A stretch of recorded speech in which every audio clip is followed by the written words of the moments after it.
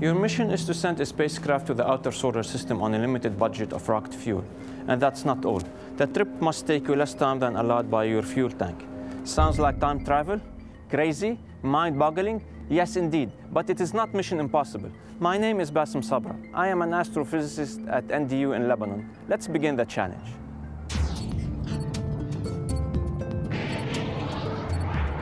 Just to help you appreciate the seriousness of the challenge, a short intro into the long distances in the solar system is in order.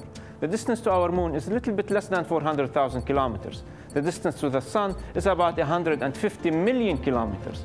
The Saturn V rocket that took Apollo 11 to the moon was 3 million kilograms and took 3 days to reach there.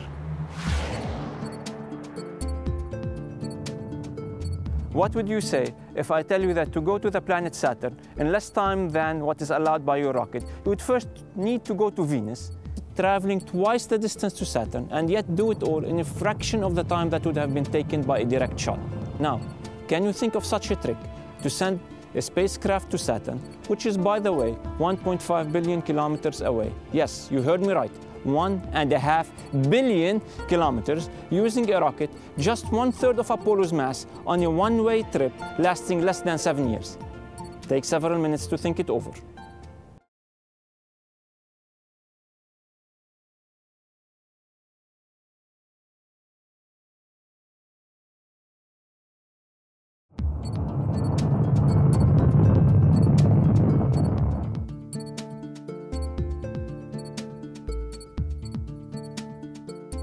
You've probably scratched your heads really hard to get that spacecraft to Saturn. If you thought of big rockets, then you were right. However, rockets on their own won't do the trick. A very huge rocket with a huge fuel tank won't be able to lift itself off the ground.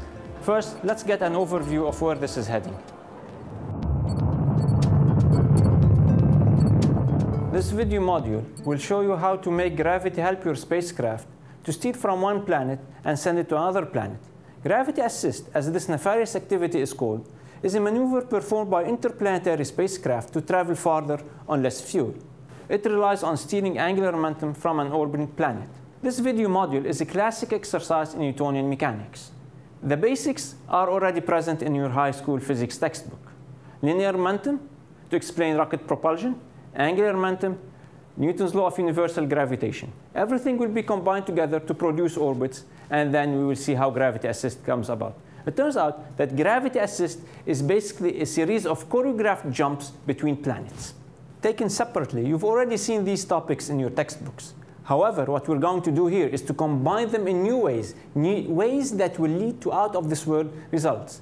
In particular, after participating in this module, you'll be able to calculate the final velocity of a rocket, calculate periods, energies, angular momenta of planets, explain in your own words how to transfer linear momentum from one marble to another, explain in your own words what gravity assist is, work out specific examples of gravity assists, and explain in your own words to your friends how can a spacecraft launched from Earth reach Saturn faster than on fuel alone.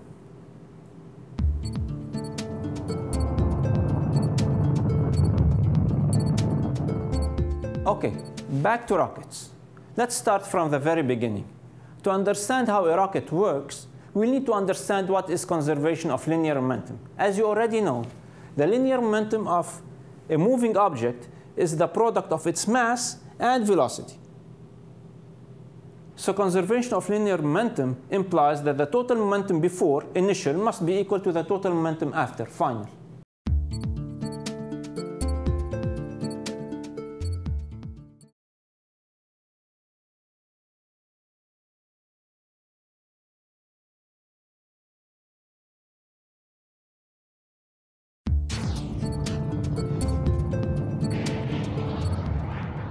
Nice thing about linear momentum is that it is conserved. Actually, that's a law of nature. Being a vector quantity, linear momentum in one direction can cancel linear momentum in the opposite direction.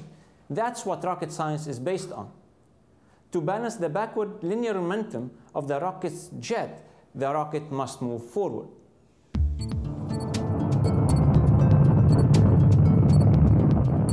Starting with a rocket at rest, the backward momentum of the exhaust gas must be balanced by the forward motion of the rocket. That's how the rocket gets its motion. A complication here is that the mass of the rocket is decreasing, but that only means that the equations will get a little bit more difficult.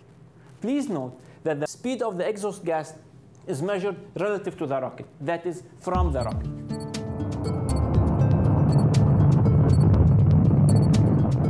I've skipped some algebra here, but those of you who wish to derive the rocket equations can do so. It may take them some time, but it's definitely worth it. Current rockets have exhaust speeds of a few kilometers per second. Fuel consumption rates vary between a few milligrams per second to several tons per second, depending on rocket design and use. For example, rockets that are used to maneuver spacecraft in deep space consume few milligrams per second, whereas rocket boosters used to lift payloads into space, such as satellites, consume several tons per second.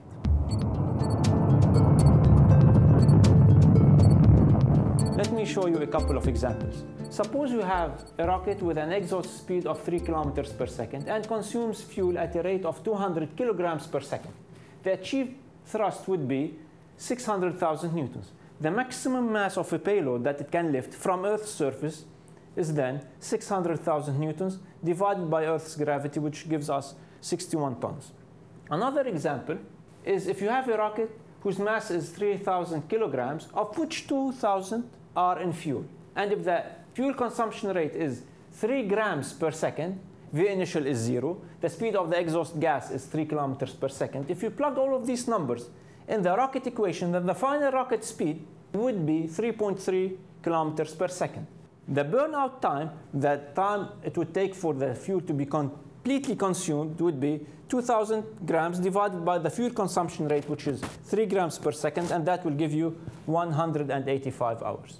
Please note that the final speed of the rocket does not depend on the fuel consumption rate. It depends on the speed of the exhaust gas.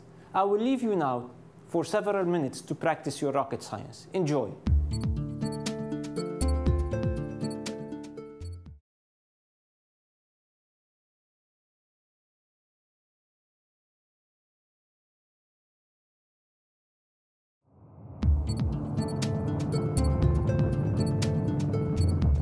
Hello again. I hope you've enjoyed your first sip of rocket science. As you just calculated, rockets on their own won't get you to Saturn in a timely fashion. We need something else. We need other concepts, namely Newton's law of gravitation and Newton's second law.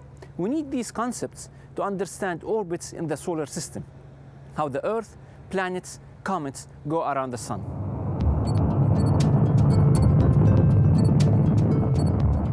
Let us look at Newton's law of universal gravitation. It says that the force of attraction between two masses is the product of the masses divided by the distance squared. Let us look at some graphics here. Newton's law of universal gravitation says that the forces are mutual. I pull on you, you pull on me. The forces lie on the same straight line that joins the two masses and is inversely proportional to the square of the distance. So if you double the distance, the force will decrease by 4. If you triple the distance, the force will decrease by a factor of 9.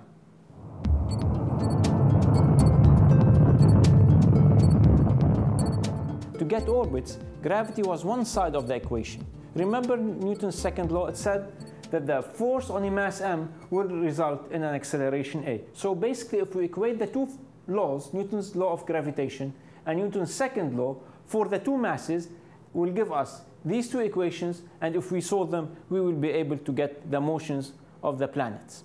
Unfortunately, these equations are too difficult to solve. So instead, we're going to rely on this applet to help us understand orbits. So for example, if the speed of the planet is very small, that is, its energy is small, then the results will be catastrophic. The planet will fall towards the sun.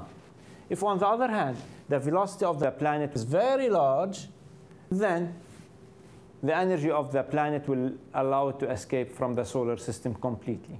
Only if the velocity of the planet is just so would the planet follow a stable orbit around its star.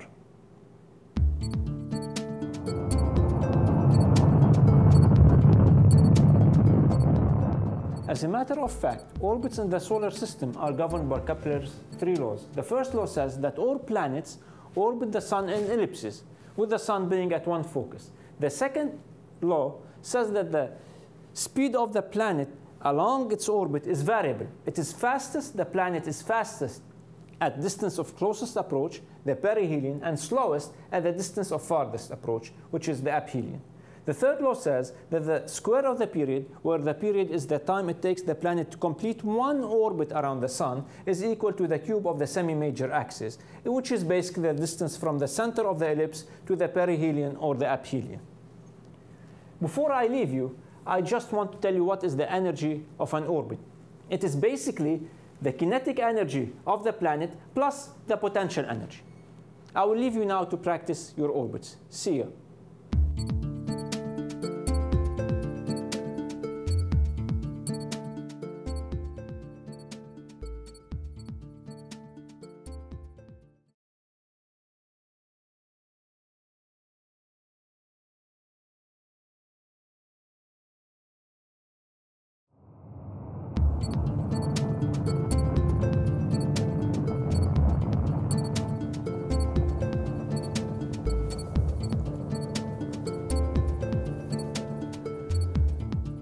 I hope your head isn't spinning.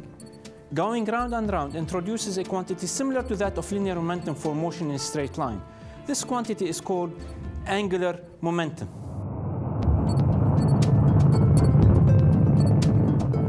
Angular momentum is similar to linear momentum. It's mass times velocity, but now since we have an orbit, we have to multiply by the radius of the orbit. Angular momentum, like linear momentum, is conserved. It's what makes this possible. A smaller radius will make the speed increase. For more on this, you may wish to see the Blossoms video module of Professor Walter Lewin, Ice Skater's Delight. Just like the spinning ice skaters, the angular momentum of any object, be it a planet, a satellite, etc., is conserved. Actually, the angular momentum of an orbit and its energy are conserved quantities. If you want to go to a different orbit, then you need to change your energy and angular momentum. Okay, so you have your rocket and wish to launch it to Saturn. The first thing you need to realize is that your rocket is in orbit around the Sun. It is initially on Earth. Its angular momentum is related to the orbit it is in. I will leave you to explore this point.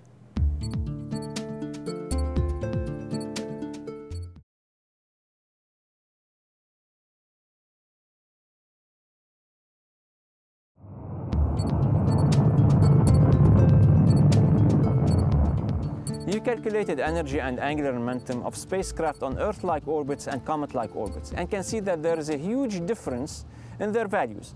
Earth-like orbits lead to much lower energy and angular momentum than comet-like orbits. If you started wondering if it's at all possible to somehow get that extra angular momentum, give it to your spacecraft to put it on a comet-like orbit, then you are on the right trajectory. The question now is how to get that extra angular momentum. Let us use an analogy that involves collisions we are all familiar with.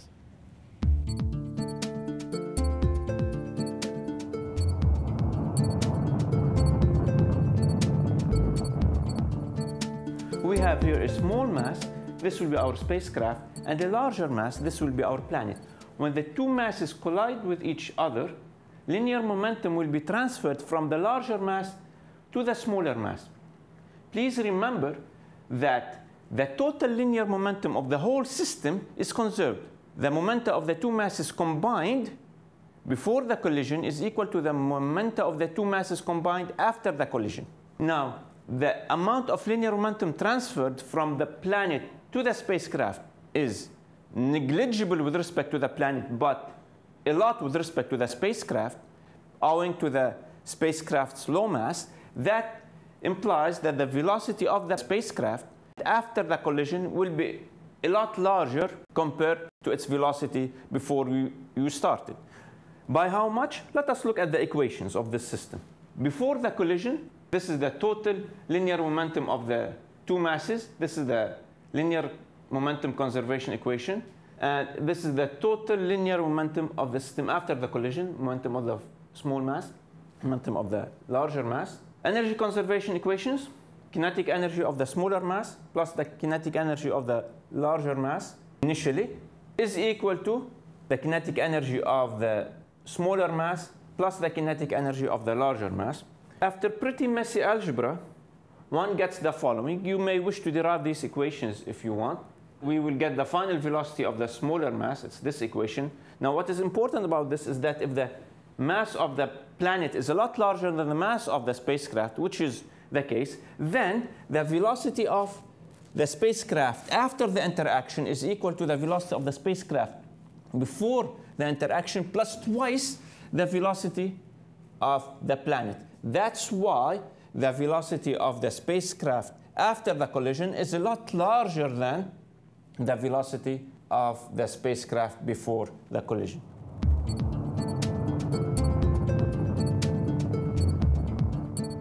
Hello again. I hope you had fun getting marbles and balls steer linear momentum. Let's now try our hand at making spacecraft steer angular momentum from moving planets. As you probably recall, planets go around the sun in ellipses with the sun at one focus. The point of closest approach is called the perihelion, while the most distant point on the orbit is called aphelion. Now, when the spacecraft is still here on Earth, on the launch pad, actually it's in orbit around the sun. The rockets that you see huff and puff are used to oppose gravity to place our spacecraft in orbit around Earth. Once in orbit around Earth, gravity becomes your secret accomplice. It can take your spacecraft to places not possible on your limited fuel budget.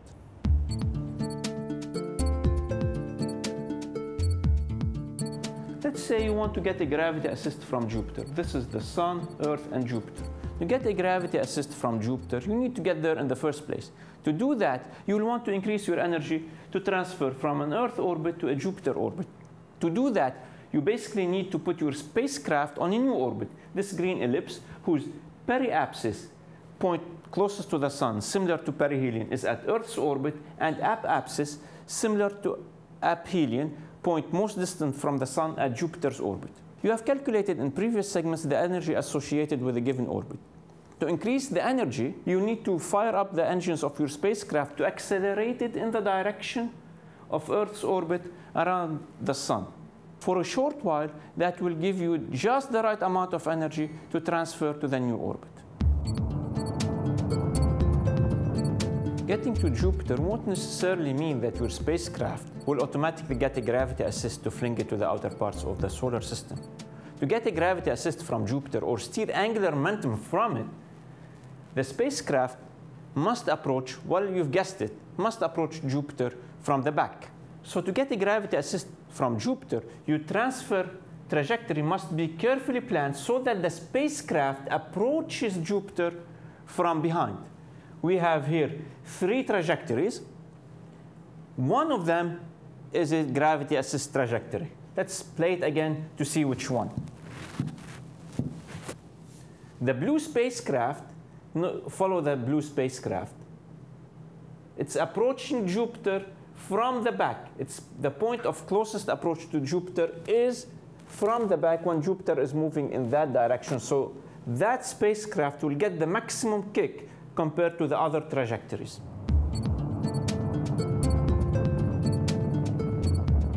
The trick is to sneak up on the moving planet from behind.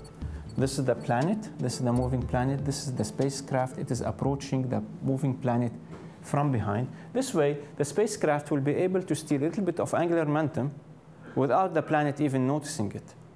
This is because the mass of the planet is a lot larger than the mass of the spacecraft. The result of this angular momentum steering would lead to the increase in the speed of the spacecraft. One can see this from the following simple diagram. This is the initial velocity of the spacecraft. This is the velocity of the planet. And from simple geometry alone, one can easily see that the final velocity of the spacecraft a little bit larger than the initial velocity of the spacecraft. The situation here is similar to the collisions you played with in the last segment. The collision is transferring angular momentum from the moving planet to the spacecraft.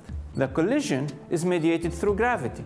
If the planet is not moving, then there's no angular momentum to steal, and the collision will simply change the spacecraft's trajectory. Think of a basketball bouncing off a stationary wall. The wall will simply change the direction of the ball without changing its speed.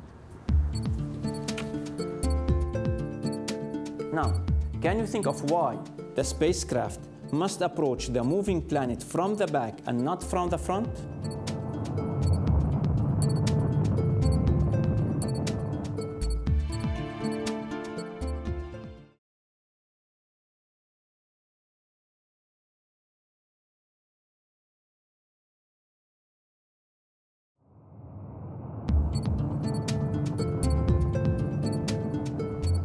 I'm back.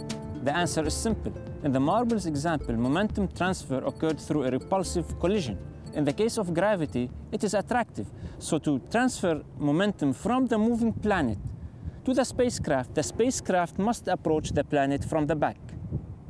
Spacecraft can get gravity assists from, in principle, any planet. However, if the planet is too small or too slow, then it is useless. For example, the Cassini-Huygens mission to Saturn was on what is called a VVE-GJ trajectory, a Venus-Earth-Jupiter gravity assist. It got 2 gravity assists from Venus, 1 from Earth, and a final one from Jupiter.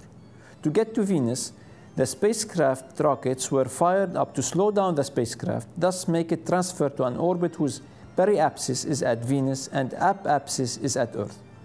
Just to impress your friends later with big words, these kinds of transfers are called Hochmann transfers.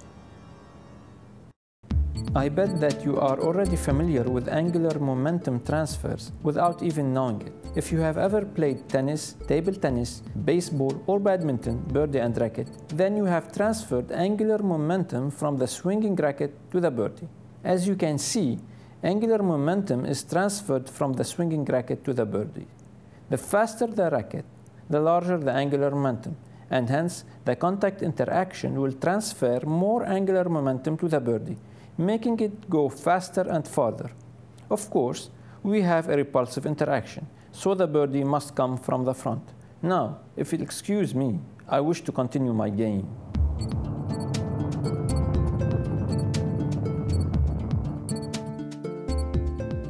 Our journey was long but very rewarding. We were on a trajectory that got us into linear and angular momentum, energy, Newton's second law, gravitation, and orbits. Stuff mostly in your physics textbooks. Rocket science is actually a testimony to the law of conservation of linear momentum. We combined different parts of classical mechanics to come up with orbits. We found that every orbit is associated with a given energy and angular momentum. To change orbits, all you need to do is to change your energy and angular momentum. Small rocket bursts, if carefully timed, can take you to a planet, sneak from behind it, steal angular momentum from it, and get away. Gravity will assist you in this. Gravity assists are simply carefully choreographed jumps between orbits. I hope you found this module fun. It was really fun preparing. Over and out. The purpose of this video module is to explain how to send a spacecraft to the outer solar system on a limited budget of rocket fuel. It turns out to be relatively easy to achieve and also to understand with basic Newtonian mechanics. This video module will present gravity assist, or what is wrongly referred to as the gravitational slingshot. Gravity assist is a maneuver performed by interplanetary spacecraft to travel farther on less fuel. It is a classic exercise in Newtonian mechanics. The basics are covered in high school physics curricula. Conservation of linear momentum to explain rocket propulsion, angular momentum, Newton's law of universal gravitation, and energy conservation. These concepts will be combined to explain orbits in the solar system.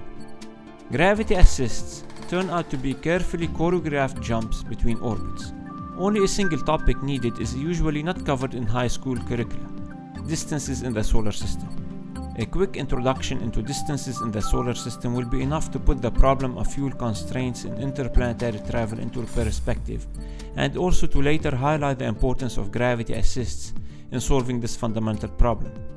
In short, gravity assist will integrate many seemingly disparate parts of high school Newtonian mechanics to present and explain a real application. Gravity assist will touch upon many exciting topics: rocketry, interplanetary travel, the solar system, etc. The most striking aspect of it will be to show that these topics can be understood using only high school physics, hence demonstrating the importance of physics in serving humanity's thirst for space exploration. The proposed video module is a new way of looking at and applying various concepts of Newtonian mechanics studied in high school physics, extends the theory studied in the classroom, and a real-world application to a very real problem, that of exploring the solar system. Your students should have a working knowledge of all the above concepts. The best time to show this module is at the end of the mechanics part. You may wish to show in your class first, though it is not essential, MIT Blossom's video modules of Walter Lewin, Ice Skater's Delight, and Pervez Hoodboy's The Mystery of Motion. You can find a duet by duet teacher's guide.